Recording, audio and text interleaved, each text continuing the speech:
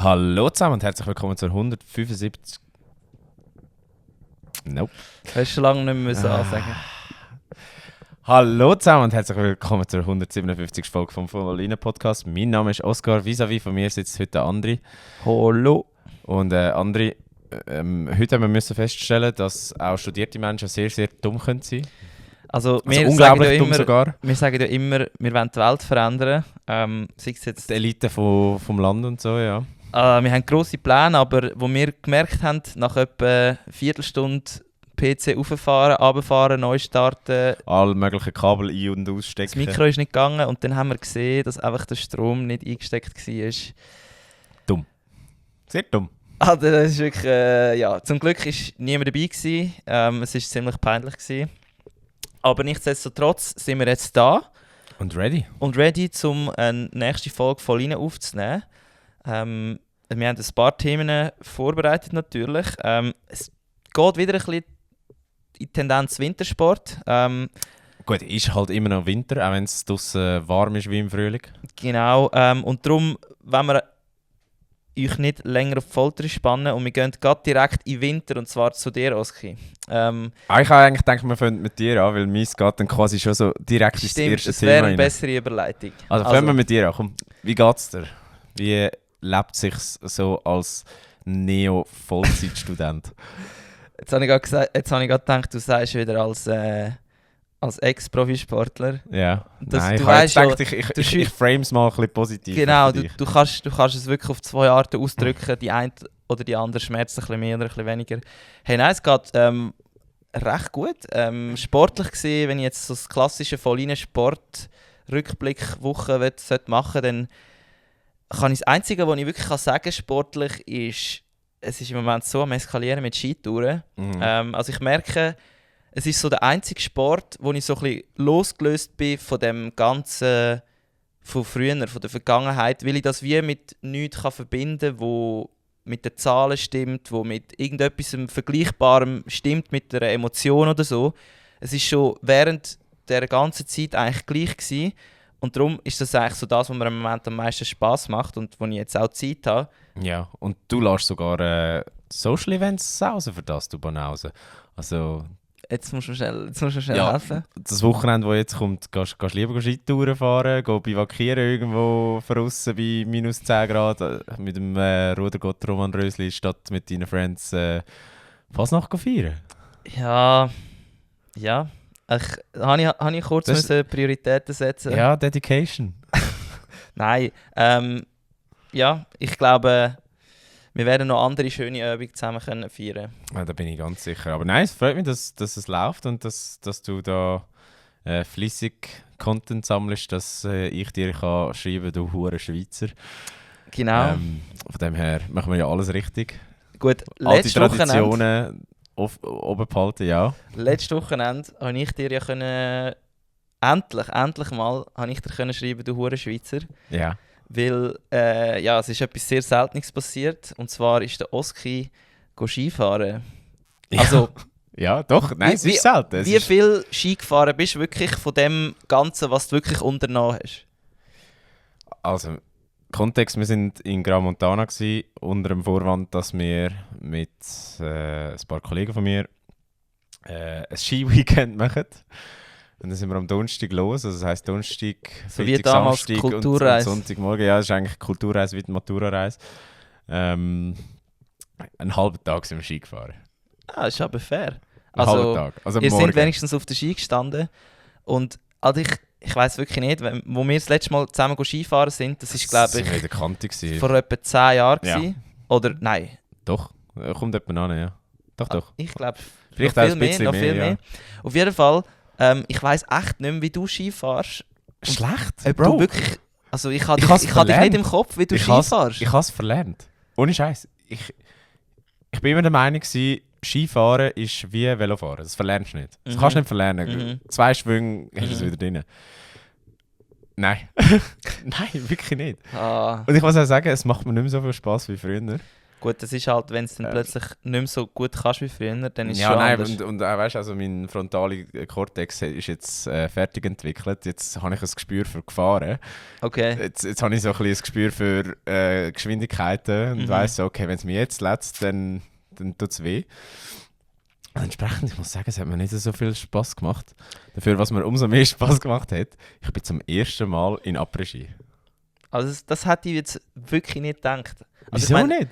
Ja, weil ich irgendwie, also es tut mir leid, aber ich schätze dich halt wirklich, also ich hätte jetzt mehr gesagt, du bist eben der Typ, wenn er geht Skifahren, dann fährt er kurz Ski und dann geht er in Après-Ski, Ja. aber wahrscheinlich bist du allgemein noch nicht so oft Skifahren, oder jetzt nicht mehr. Im Erwachsenenalter nicht. Und nein, früher, ja. wo du gegangen bist, ist man halt noch nie in Après-Ski. Das ist ja so, ja. Darum, ja, jetzt Bist wo du mal im sagst, Après-Ski gewesen? hey, im Fall, es ist richtig peinlich, aber also ich bin erst einmal, glaube ich, im richtig Après-Ski gewesen. Ja, ich bin eben auch das erste Mal gegangen. Und ich muss sagen, Und Alter, es ist... a whole new world.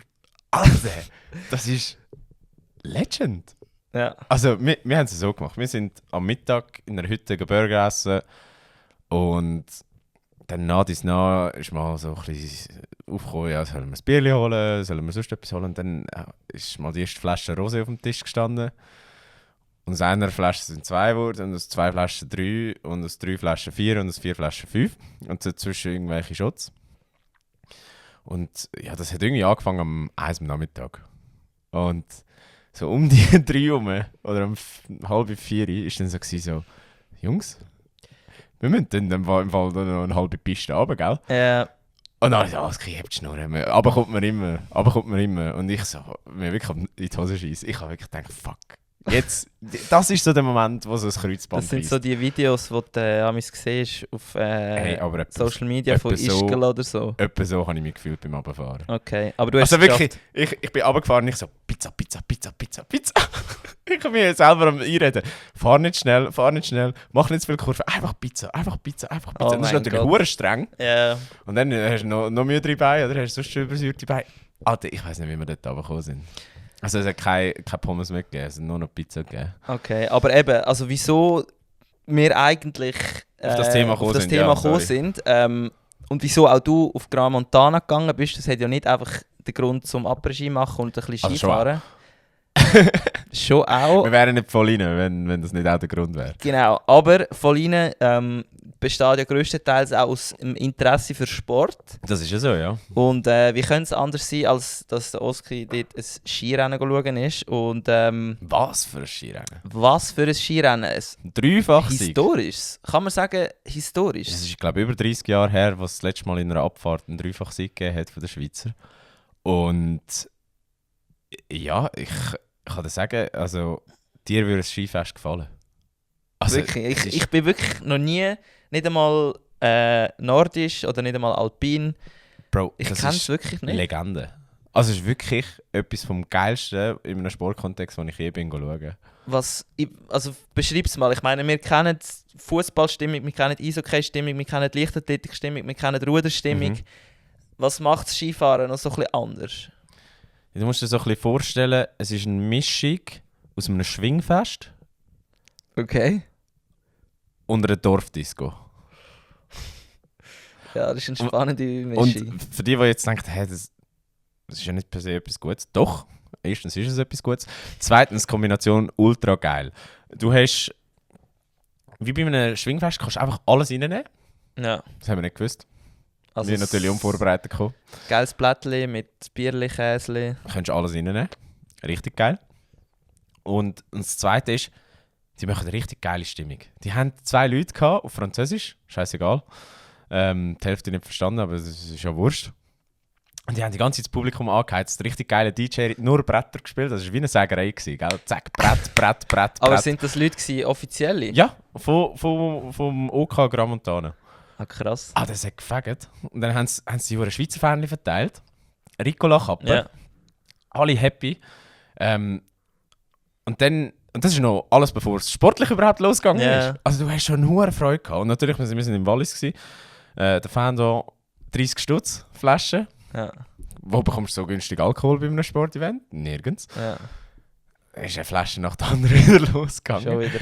Und dann war die Partystimmung sehr hoch. Gewesen. Und das Geile war, wir sind genau zwischen dem Fanclub von Monet und von Almen. Gewesen. Mhm. Und das war natürlich ultra Leute. Aber hure cool, dass so nah an den... Also es ist auch cool, dass eigentlich die Familien und so eigentlich sich genau dort Du innen bist auf der gleichen befinden. Tribüne, ja. Ja. Voll. Und das Krasse ist, das muss man auch sagen, ich glaube, bei keinem Sport auf der Welt bist du so nah an den Athleten wie dort. Okay. Weil am Freitag, wo wir sind, das Training schauen, das ist, ist ja eigentlich auf einer normalen Piste, Mhm. du hast den gleichen Lift benutzt wie die Fahrer Okay. zum Raufgehen. Ja. Das heisst, theoretisch hättest du jetzt können neben dem Modermatt auf dem Lift hocken. Mhm. Bei uns war es der Monsen, der Schwede. Also der ist mit euch auf dem Lift? Der ist einfach bei uns auf dem Lift. Lustig. Und wir so, ja, Okay.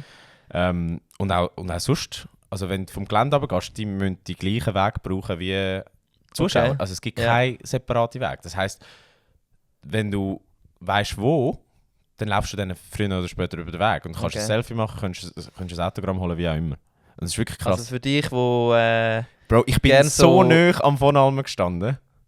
Und ich so, Bro, komm in den Podcast, Ja, Nein. völlig ignoriert. Hure. Hast du Ja. wirklich gesagt? Ja, Alter, Legende. ja, voll. Aber und, jetzt noch schnell... und dann eben das Sportliche.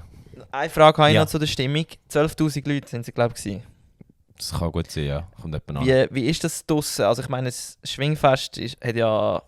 Also ja, manchmal ein bisschen weniger, manchmal ein bisschen mehr. Wie nimmt man das wahr? Ich meine, wir kennen jetzt... Ich nehme mir das Beispiel Bossard Arena, 7000. Ja. Wie krass hat das gewirkt? Oder nimmst du das wahr? Oder wo sind die Leute? Weil wenn ich es im Fernsehen gesehen habe, bin ich immer so, Alter, das sieht nach hure wenig aus. Also im Ziel unten hat es ja 3 Bühnen gehabt Ja. und der Rest war ja an der Piste. Gewesen. Ah, das ist alles verteilt. Ich weiß nicht, ob die 12'000 jetzt einfach das im Ziel innen sind Ja.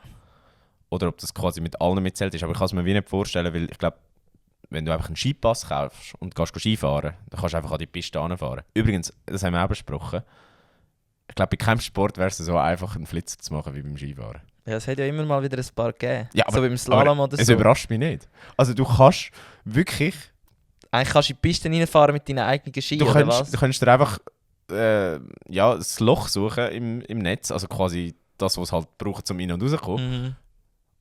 Es hat keine Securitas nichts gehabt. Also du hättest Okay. einfach können während dem Training auf die Piste säckeln, wenn du hättest wollen. Also, Also, wir werden ich würd- dich nicht auf dumme Ideen bringen, aber... Ich würde es nicht empfehlen, weil das ist ein anderes Takeaway von dem Ganzen. Es ist fucking schnell. Also die Abfahrt.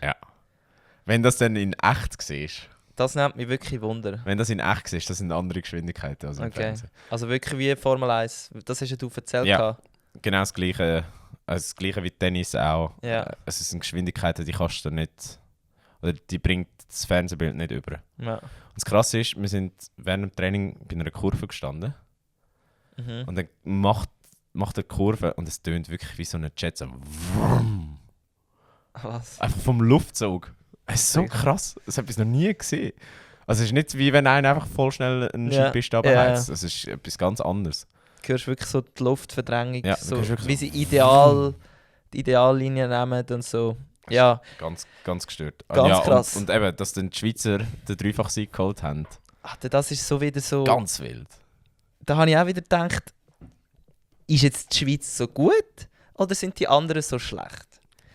Also, ich meine, klar, man muss es nicht in Frage stellen.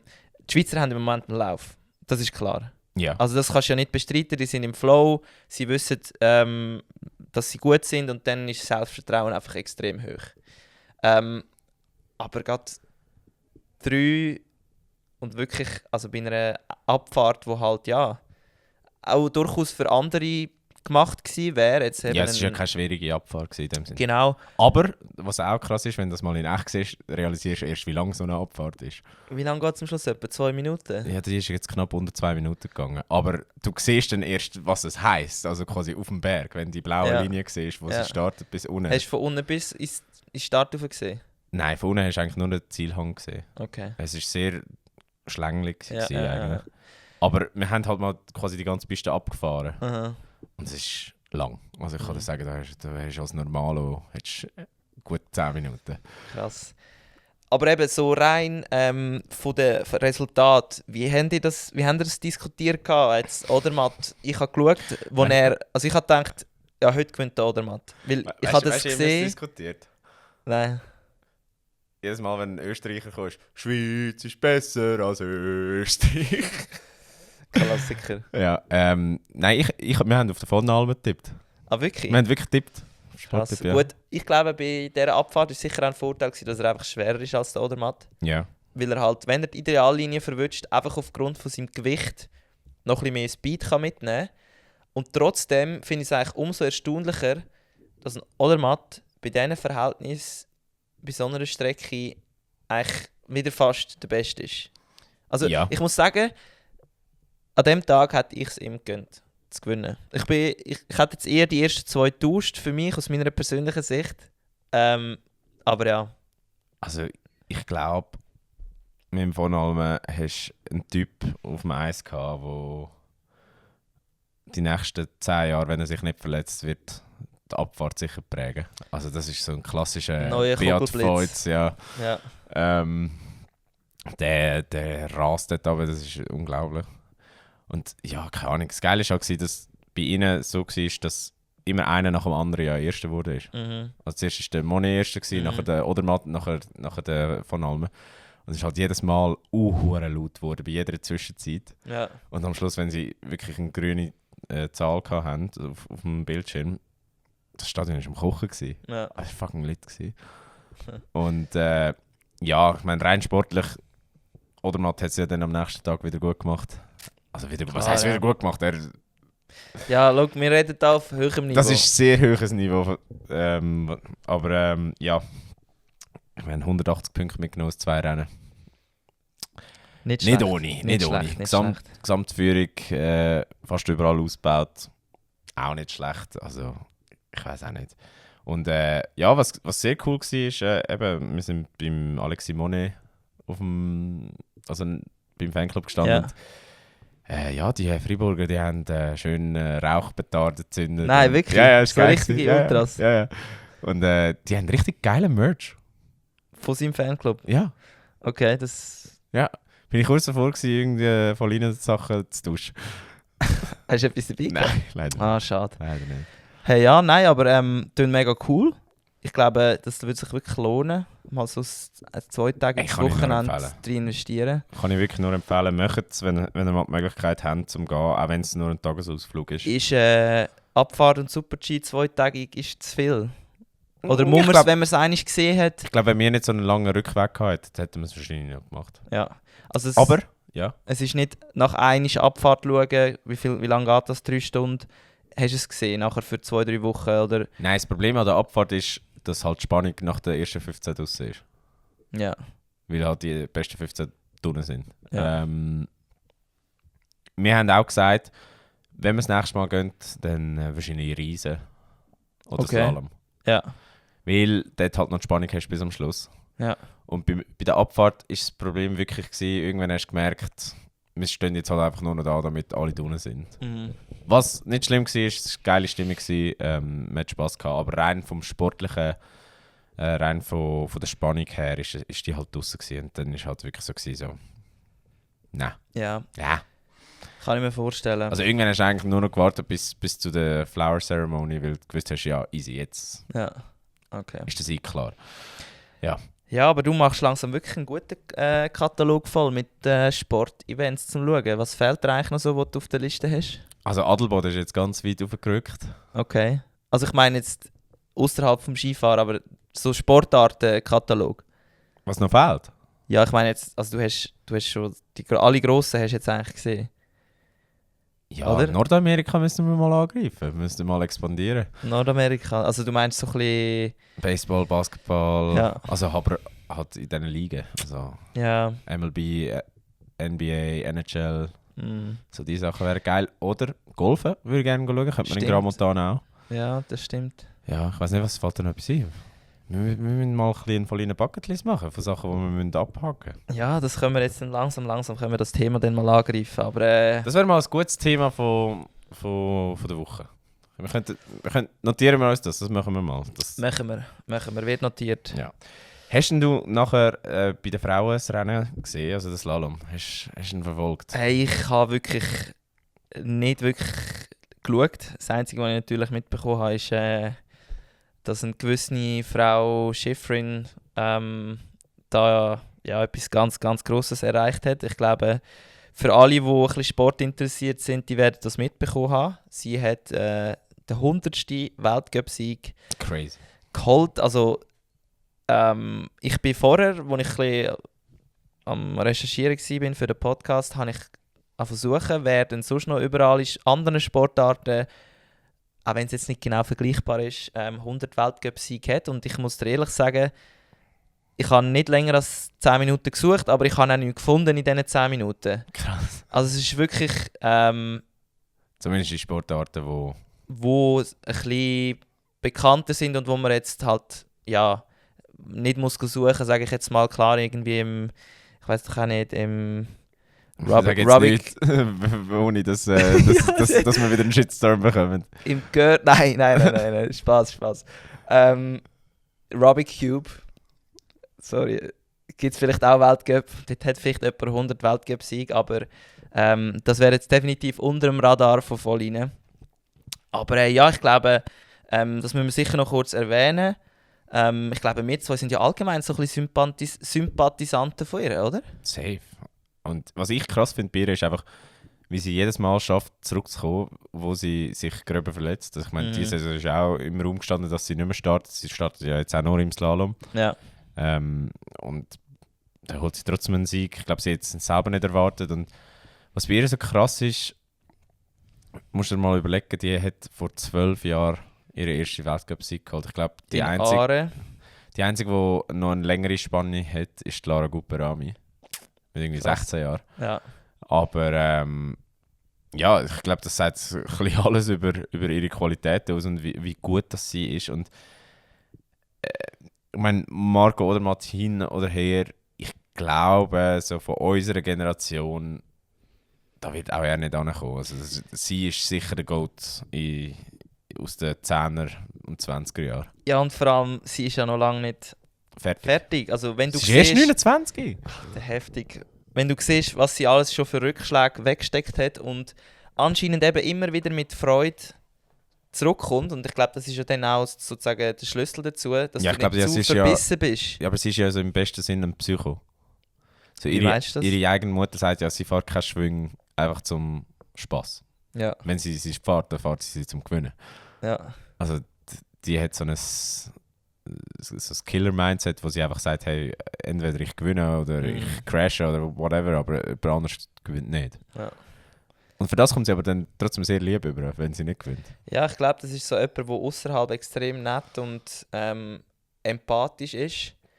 Aber dann, wenn dich mal reinversetzen, was so in einem Rennen in so einem Kopf vorgeht, ich weiß nicht, ob das noch jugendfrei wäre. Also, das ist jetzt eine Unterstellung, aber ich sage einfach, es wäre sicher deutlich krasser, als man sich vorstellt. Und trotzdem haben sie eigentlich alle gern. Und ja, wir bei Volline wollen das natürlich auch würdigen, indem wir es eben da ihr natürlich kurz gratulieren. Und ja, sonst eben zum Frauenrennen muss ich dir ganz ehrlich sagen, habe ich einfach... Ich habe nur den ersten Lauf gesehen, nachher bin ich am Sonntag. Ja, kann man verstehen nach dem strengen Skiwochenende, dass du nicht gerade noch alles andere reingezogen hast. Genau. Dann, nächstes Wintersportthema. Und da muss ich jetzt wirklich für eines sagen, André, ich bin nicht vorbereitet. Das heisst, du musst mich jetzt ein bisschen durch das Thema führen, musst mir ein bisschen erklären, was ist der Snow League? Genau. Übrigens geschrieben vom Nicola Abt. Genau, unser Brudi.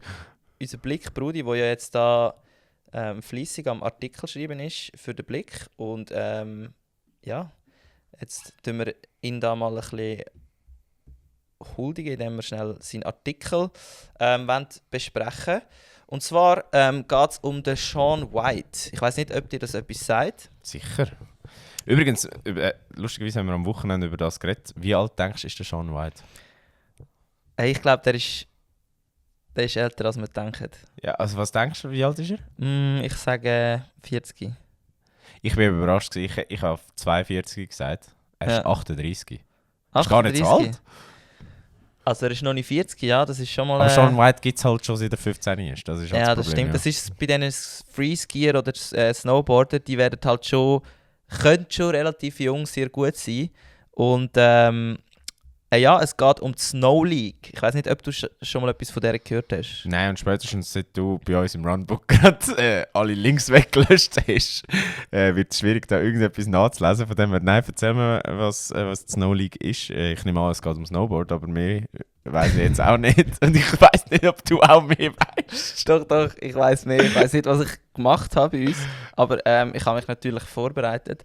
Und zwar geht es darum, dass es ja schon länger im allgemeinen Sport so Diskussionen gibt, dass man so ein bisschen, ja, Privatligas macht, wo Also ein bisschen wegkommen von diesen Verbandssachen. Weg, genau, wo man auch mehr Preisgeld kann, vergeben, wo man ein bisschen exklusiver macht, wo halt so ein bisschen das, ja, wie soll ich dem sagen, so ein bisschen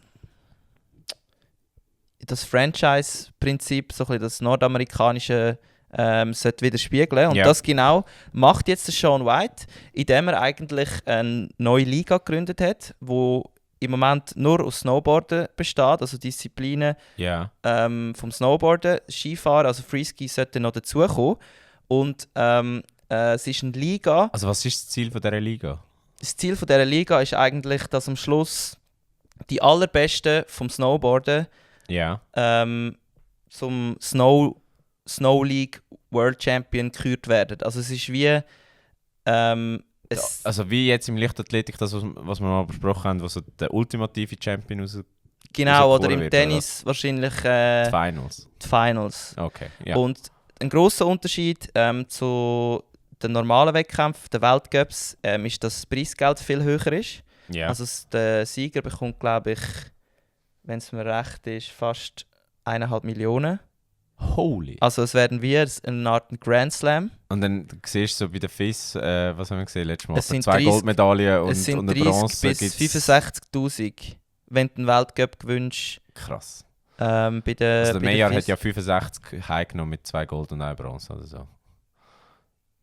96, sorry. 108, glaube ich. Oder 108, ja. Ja, um ist die ja gleich. 100'000. Auf jeden Fall ist das sicher eine grosse Änderung, denn die zweite Änderung ist, es im Moment sind 36 Athletinnen und Athleten zugelassen. Das heisst, es sind Also 20. ist das nach der Weltcup-Rangliste oder was? Wie es genau selektioniert worden ist, weiß ich im Fall gar noch nicht. Es sind 20 Männer und 16 Frauen. Okay. Und darunter hat es auch 2 Schweizer. Eine Niki Schweizerin. Huber? Nein, der Niki Schade. ist leider noch nicht dabei. Und der Pat Burgener. Okay. Und das Format ist so, dass eigentlich am Anfang gibt es einen Vorlauf, wo bei den Frauen ist es so, dass es eine Gruppe von 4 gibt, also 4 an 4, Ja. wo eigentlich gegeneinander fahren.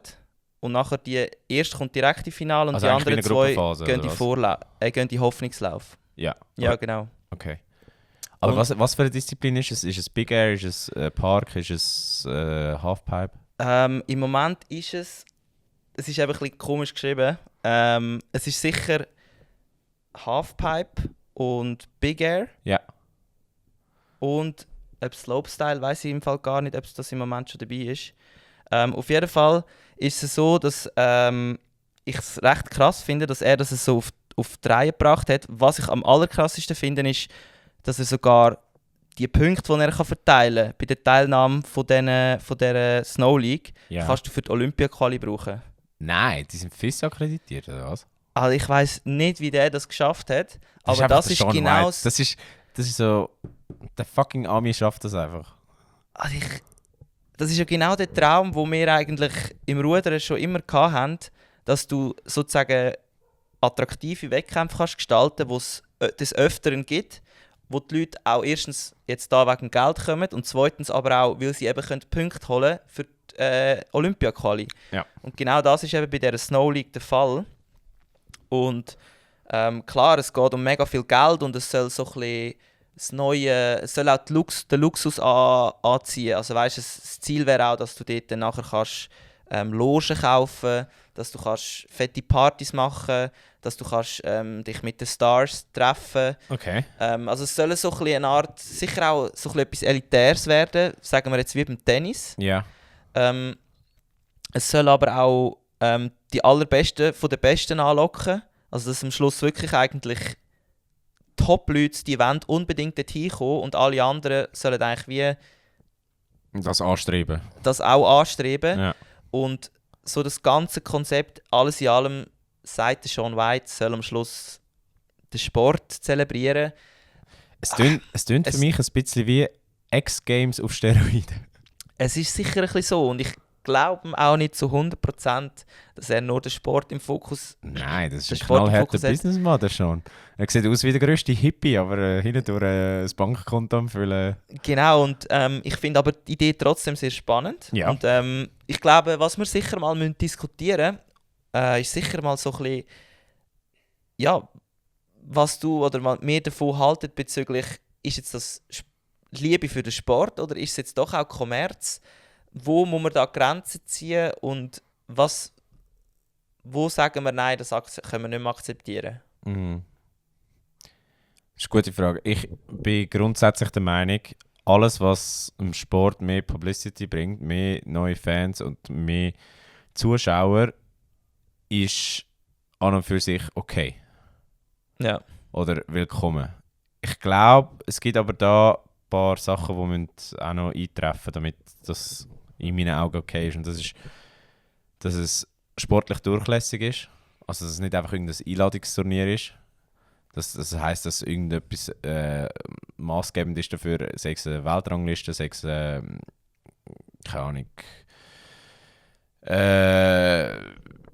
Ja, whatever.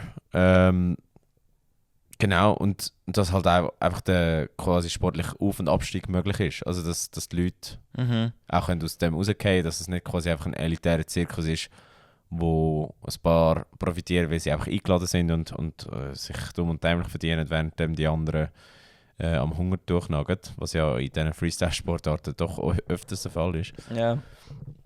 Und ja, ich meine, dann muss es halt dann schon immer noch primär um den Sport gehen. Also ich glaube gerade, ein gutes Beispiel ist die Formel 1. Ich glaube, die finden eine gute Balance, was das angeht. Ja. Also die haben es gecheckt, wie vermarktet es die neuen Autos mit einer fetten Show in London in einer Arena, ohne dass jetzt das komplett gegen das Image von dem Sport geht. Und Ja. das ist für mich die Frage, wie siehst du das da beim Freestyle mit dem ganzen Thema Luxusmarke?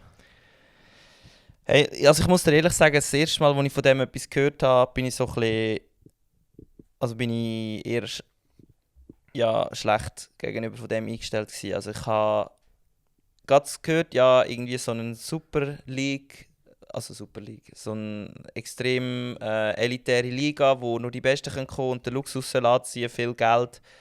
Glaube ich, ist so ein bisschen halt nicht das, was man so von früher kennt, vom Ultra-Amateursport, wo halt so ein bisschen das olympische Prinzip ist, dass eigentlich jeder kann teilnehmen kann und alle sind willkommen. Und dann auf den zweiten Gedanken bin ich dann aber genau gewesen, hey, eigentlich braucht es ja genau in so Sportarten, die eben immer mehr und mehr Mühe bekommen. Eben unter anderem Skifahren, Snowboarden sicher auch wegen Schnee, Klimaerwärmung und so. Und darum habe ich sagen, eigentlich finde ich es eben schon noch mega mutig und grundsätzlich finde ich es eine gute Idee. Und ich glaube, man muss unbedingt auch in anderen Sportarten wegkommen von diesen Verbänden, von diesen Olympia-Qualifikationen, wo sich alles auf einzelne wenige Events konzentriert, damit am Schluss die dort teilnehmen, an Olympia gehen können. Sondern ich finde es wirklich, und ich bin da zu 100% der Meinung, du musst es möglichst fair machen, dass eigentlich alle eine Chance bekommen und auch genug oft Chancen bekommen. Ja, das ist vor allem das, ja. Ja, und dann am Schluss können schon die Besten gehen. Also die Punkte holen, die können schon gehen. Aber ich finde es einfach ein bisschen unfair, wenn du einfach 2-3 Events machst und dann dort verteilst du deine Punkte und alles andere zählt eigentlich nicht. Und das finde ich einen guten... Aber das heisst ja im Umkehrschluss, wenn alles logisch abgelaufen ist, dass das wie gewährleistet ist jetzt da, oder? Weil sonst würde ja die FIS nicht denen die Möglichkeit geben, dass die Leute sich dort für Olympia qualifizieren können. Genau, also ich glaube, eben, ich habe nicht genau herausgefunden, wie die können dort ihre Punkte holen. Und das Format ist auch so gelegt, also der Rennkalender ist auch so gelegt, dass es nicht sich tangiert mit dem normalen Weltcup-Kalender. Ja, weil ich meine, das wäre meine Anschlussfrage gewesen. Wie oft schaust du effektiv Snowboard-Weltcup? Ja, wenn der Niki fährt. Ja. Also, Bei mir beschränkt es sich auf die Lags Open ja, und vielleicht WM, oder? und WM. Aber WM ist ja nicht Weltcup. Ja. Hey, ja, nein, es ist sicher so. Und ich glaube, jetzt am Anfang wird es gestreamt, wenn ich mir sicher bin, auf Privatsender wie muss man schnell Discovery Plus und Max. Ja, das sind Ja. Ami-Streaming-Dienste, ja. Und ja, von dem her ist sicher noch nicht ganz alles offen, aber ich glaube, auch da. Ja, ich glaube sowieso, das ist... Also ich habe ja meine Bachelorarbeit damals über den Einfluss von Streamingdiensten auf den Sportmanager. Mhm. Und ich glaube im Fall, als kleine Sportart, und ich zähle da Snowboard auch dazu, weil es hat zwar eine einigermaßen stabile Community, aber es ist dann doch auf globale Sicht eine Nischensportart oder eine Randsportart.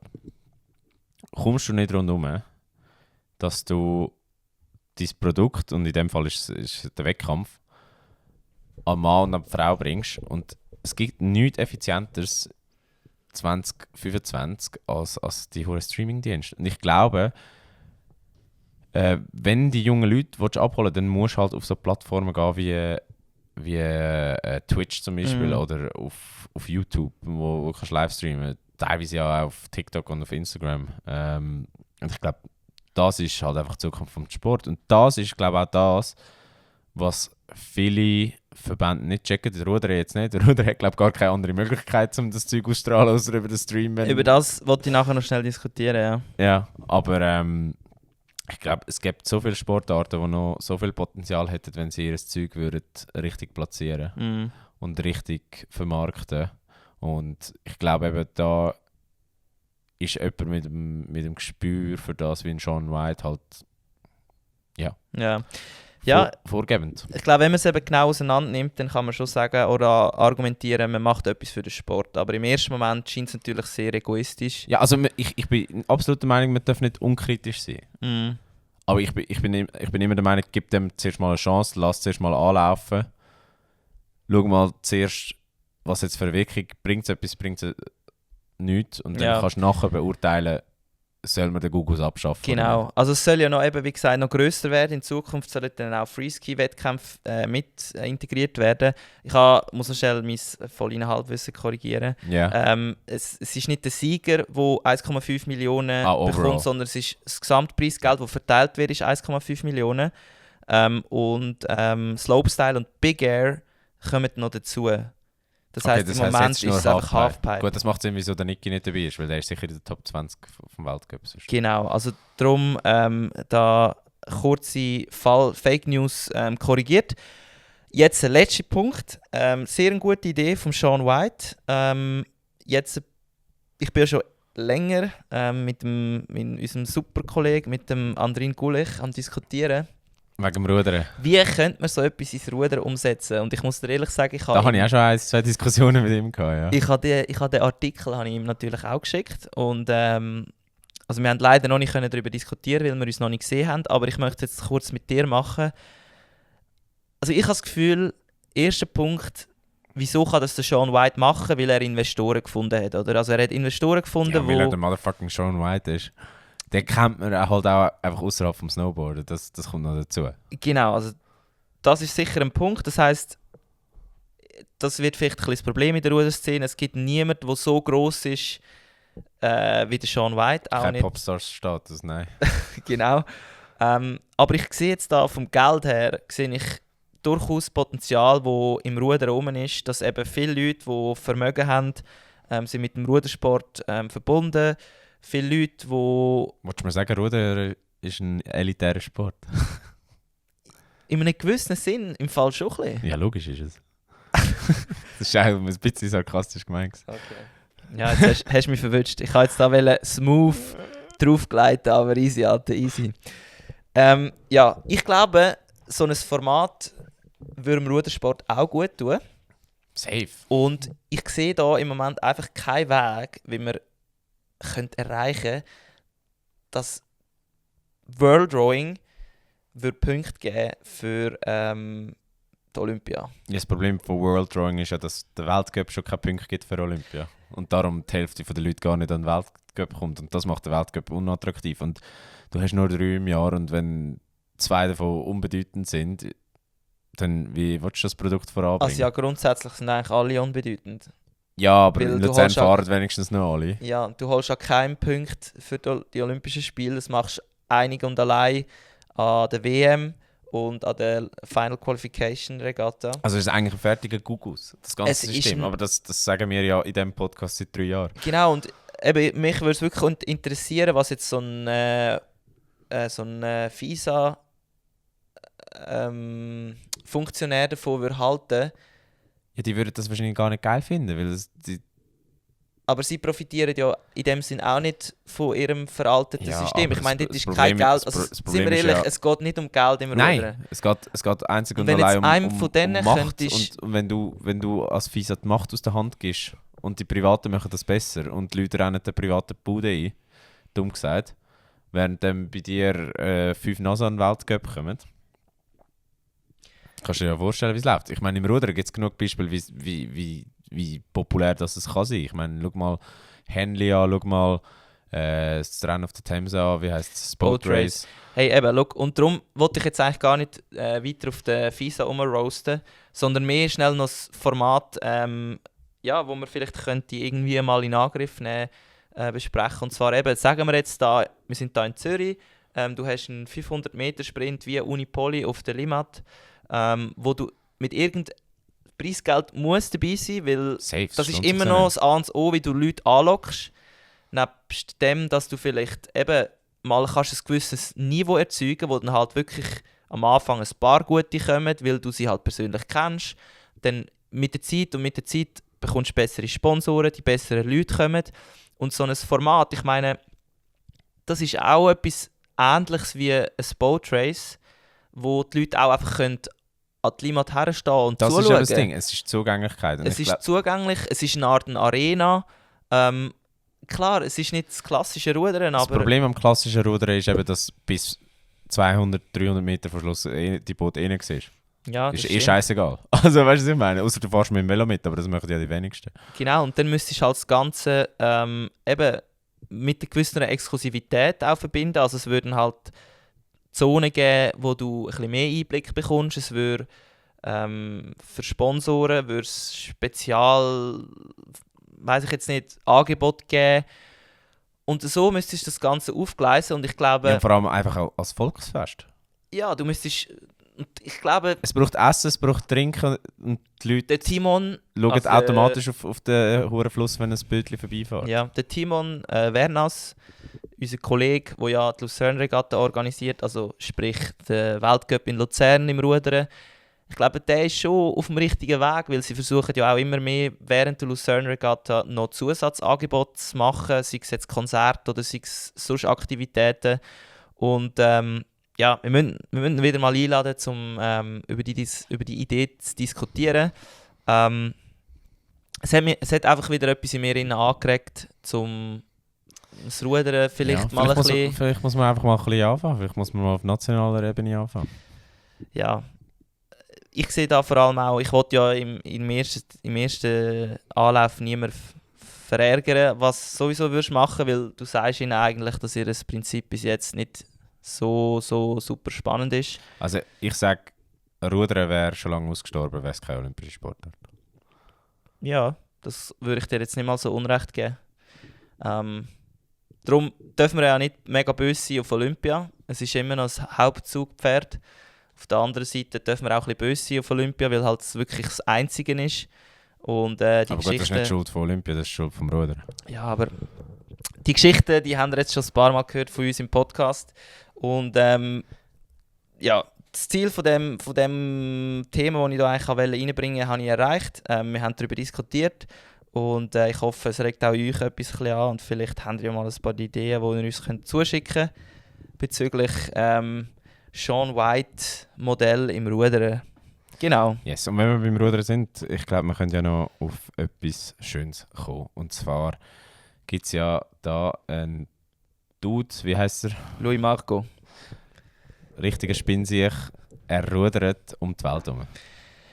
Ja, also er geht mit seiner eigenen Körperkraft um die Welt. Also er rudert nicht nur, sondern er tut auch Velo fahren. Korrekt, ja. Also auf dem Land fährt er Velo, auf dem Wasser rudert er. Und ja, Wenn ich er weiß jetzt noch nicht. segelt, dann ist es ein Triathlon. Kein klassisch, aber es sind 3 Sportarten. Stimmt. Also das wäre ganz sick. Aber ein Ruderer kann eben sehr oft nicht säckeln. Und er ist ja Das hat- ehemaliger Ruderer. Ja, Er ist ehemaliger Ruderer. Aber was ich dich fragen wollte, Oski, für mich ist es ja so wie etwas mittlerweile Normales geworden. Er ist seit 1,5 Jahren unterwegs und ich sehe immer wieder Updates von ihm Wo auf ist er Social mittlerweile? Media. Jetzt ist er auf dem Pazifik. Ja. Er hat jetzt etwa 1000 Kilometer, bis er bei so französischen Inseln ankommt, wo er einen Zwischenstopp macht, bevor er nachher nochmal 8000 Kilometer muss das Ende vom Pazifik fertig rudern. Und ja, hast du das mal ein bisschen wahrgenommen? Ja. Oder ist es nur in meiner Ruderbubble so normal, dass das bekannt ist in der Schweiz? Oder wie nimmst du das wahr? Also es spült ihn bei mir auch immer wieder mal in die Timeline rein. Aber ich bin ja auch nicht so befreit von Ruder-Content. Wohl oder übel. Ja, dein Algorithmus ist Mein sicher auch ein Algorithmus- bisschen beeinflusst. Mein Algorithmus ist sicher auch ein bisschen beeinflusst. Aber nichtsdestotrotz, ich finde, was er macht, ist ultra krass. Ich glaube, er ist ja, wenn ich mich nicht täusche, der erste Mensch, der das auf diese Art und Weise macht. Ja. Und aber man muss sich mal vorstellen, wir haben in der Zeit, wo es den Podcast gibt, über Leute geredet, die über den Atlantik gerudert sind, jemand, der vom Süden von Afrika bis Norden von Afrika gesäckelt ist. Und Alle möglichen anderen Ultradistanzen. überdertig, die es noch machen wollen. Übertätig, was sie noch machen wollen, genau, ja. Shoutout 44 West. Aber das, was er macht, allein, aus eigener Muskelkraft, die Erde, also Umrunden, die Erde ja. zu umrunden, das ist abgespaced. Und das musst du dir mal vorstellen, das ist einfach... Also der hat wirklich Grandpa-Lore, ist der sich am holen. Der holt Musst du sich mir schnell Geschichten, helfen? der holt sich Geschichten für die Grossenkel. Das frage ich mich eben. Also das ist ein guter Punkt, den du jetzt gerade sagst, weil zum Beispiel jetzt ist er auf dem Pazifik und er ist wirklich den ganzen Tag, also seit glaube ich, seit jetzt wie viele Tage? Seit irgendwie vor Weihnachten ist er einfach allein und er hat keinen Mensch mehr gesehen. Also er hat kein Schiff mehr gesehen, er hat vielleicht mal einen Möwen gesehen oder irgendetwas. Hast du denn wirklich so viele Geschichten zum Erzählen? Also weißt, ich meine, du hast wahrscheinlich Geschichten mit dir selber. Also ich glaube, was man unterschätzt, ist, wie gut man sich kennenlernt in so einer Situation. Also ich glaube, dort kommst du entweder 100% im Reinen mit dir raus oder du hasst dich nachher einfach. ja, ich kann mir nicht vorstellen, dass es etwas dazwischen gibt. ich weiß es nicht und er macht immer wieder Updates, tut immer wieder erzählen, wie es ihm geht und so. Das könnt ihr auch nachschauen auf seinem Social Media, Instagram und so. Und für ihn ist es ja wirklich, es gibt gute Tage und es gibt schlechte Tage. Es gibt Tage, wo er das Gefühl hat, er macht so etwas Dummes. Er hat das Gefühl, dann hat es Tage, wo er das Gefühl hat, er macht etwas, das die ganze Menschheit bereichert. Aber jetzt, wenn du sagst, du willst deinen Grosskind etwas erzählen, ich weiß nicht, so nach 5 Monaten auf dem Pazifik rudern, nichts gesehen, kein Mensch, hast du da wirklich etwas erlebt? Ja gut, wenn er jetzt nachher am Schluss 2-3 Jahre unterwegs ist, akkumuliert sich ja das irgendwie. Das stimmt natürlich. Und dann, du weißt ja, wie es funktioniert mit Erinnerungen, die werden ja dann schnell mal ein Blur. Also Ja. so ganze Zeitphasen, du machst die ja fest an ganz spezifischen einzelnen Punkten. Und ich glaube, dadurch, dass er so lange unterwegs ist, wird es glaube ich schon genug Zeug zum Erzählen geben. Klar, auf dem Atlantik allein draussen rumrudern, wahrscheinlich halb so spannend, Nein. aber ich meine, der ist ja immer noch genug lang dann auch mit dem Velo noch unterwegs und so weiter. Und ich glaube, da wirst du sehr viele Storys haben. Plus eben das, was wir schon gesagt haben, dich mit dir selber auseinandersetzen und die Gedanken spielen lassen und keinen Ausweg zu haben, weil du musst dich bewegen, du kannst dich nicht ablenken. Es ist einfach du gegen die Naturgewalten. Mhm. Ich glaube, das Da kommen automatisch Geschichten, habe ich das Gefühl. Nicht? Nein, ich habe ja ein bisschen blöd gefragt, extra. Aber ich glaube, ich muss dir ehrlich sagen, ich glaube, ich könnte das nicht. Einfach wirklich safe nicht. wegen der Einsamkeit. Er hat auch noch so ein bisschen Probleme mit dem Essen, weil er halt die geilen Sachen jetzt langsam aufgebraucht hat. Er hat, glaube ich, 6 Bier mitgenommen. Eins hat er getrunken, als er losgegangen ist. Ja. 2 hat er an Weihnachten getrunken und 1 an Silvester. Und das nächste, oder glaube ich sogar das letzte, dann sind es nicht 6 gewesen, nimmt er am 2. März an seinem Geburtstag. Wow, Was ist so ja. für dich etwas, was du würdest mitnehmen und wie würdest du aufteilen, wenn es jetzt ein ganzes, ich meine, der ist fast ein Jahr auf dem Pazifik. Was würdest du dir gönnen und was hast du das Gefühl, ist so ein bisschen das, was dich verrückt machen? Ich glaube eben, das Problem an dieser Frage ist, wir würden jetzt an etwas Offensichtliches denken, aber in so einem Moment fährst du plötzlich an Sachen craven, die du sonst nie cravest. Ja. Bei mir war es zum Beispiel, als ich im Austausch war, das erste Mal in Dänemark. Meine Eltern sind mich besuchen. Das sind 3 Sachen, die ich eigentlich gar nicht so viel esse, wo ich gesagt habe, nehmen Sie mir bitte mit. Das erste war Tommy Mayo. Okay. Das zweite war Ovi Crunch, der Aufstrich. Ja. Yeah. Und das dritte war die Fertigrösti. Ah, das klingt ja richtig schweizerisch. Alter, ja, erstens richtig schweizerisch. Scheiße. Aber das sind Sachen, wenn du mich vorher gefragt hättest, ich hätte irgendwie gesagt, ja, keine Ahnung, nimm mir irgendwie ein Biberli mit und keine Ahnung, so Zeug. Ja. Aber nein, es sind die Sachen gewesen. Darum, ich weiss nicht, ob meine Antwort sehr akkurat wäre, aber es nimmt mich trotzdem Wunder, was du würdest sagen. Also für dich ist eigentlich, was hast du gesagt, Kopenhagen oder Schweden? Das war in Kopenhagen gewesen. Für dich ist Kopenhagen schon so ein bisschen dein Pazifik gewesen. Das war mein Pazifik, da bin ich abgeschottet von der Aussenwelt. Ja. Hey, was war mein Pazifik gewesen bis jetzt? Das ist eine schwierige Frage, obwohl... Ja, also, irgendein längeres Trainingslager oder so? Zuerst wollte ich mal klarstellen, wir wollen uns da nicht mit dem Louis vergleichen. Nein, aber wir müssen es auf uns ummünzen, komm. Wir müssen es auf uns ummünzen. Ich glaube, für mich ist es wirklich so ein bisschen eine lange Lichtgewichtsphase gewesen. Yeah. Also zum Beispiel, wenn ich wirklich mal auf 70 Kilo runter und ich habe über 2-3 Monate habe ich wirklich müssen, also wirklich aufs Gewicht schauen. Ich musste rationieren, ich musste schauen, was ich esse, ich musste fast Kalorien zählen. Und das war eigentlich so ein bisschen mein Pazifik bis jetzt, wo ich dann merken habe, hey, ich hätte so Bock auf einfach mal einen richtigen Brunch. Ja. Also weißt du, so das volle Gefühl nach dem Brunch, wenn du schaust und alle sind so voll und alle motzen, oh, ich bin so voll, ich habe viel zu viel gegessen. So, einfach so, das war mal etwas gewesen. Mhm. Es hat natürlich mit Essen zu tun. Dann, was aber auch immer wieder ganz krass war im Sport, ist Lust auf Ausgang. Also wirklich... Das kannst du dann allein auf dem Pazifik auch nicht machen. Kannst du noch so Böckchen mitnehmen. Ja, das ist natürlich schwierig. Aber ich glaube, das ist sicher etwas. Aber das, ja, wie gesagt, man kann es natürlich nicht genau vergleichen. Aber ich glaube, wenn ich jetzt in der Situation wäre wie der Louis... Also warte, machen wir es anders. Ein Snack, eine warme Mahlzeit, ein Getränk und eine App auf dem Handy. Eine App auf dem Handy. Gut, dort ist er ja unbegrenzt. Also er kann telefonieren. Theoretisch ja, aber jetzt für uns in unserem Gedankenspiel. Aha.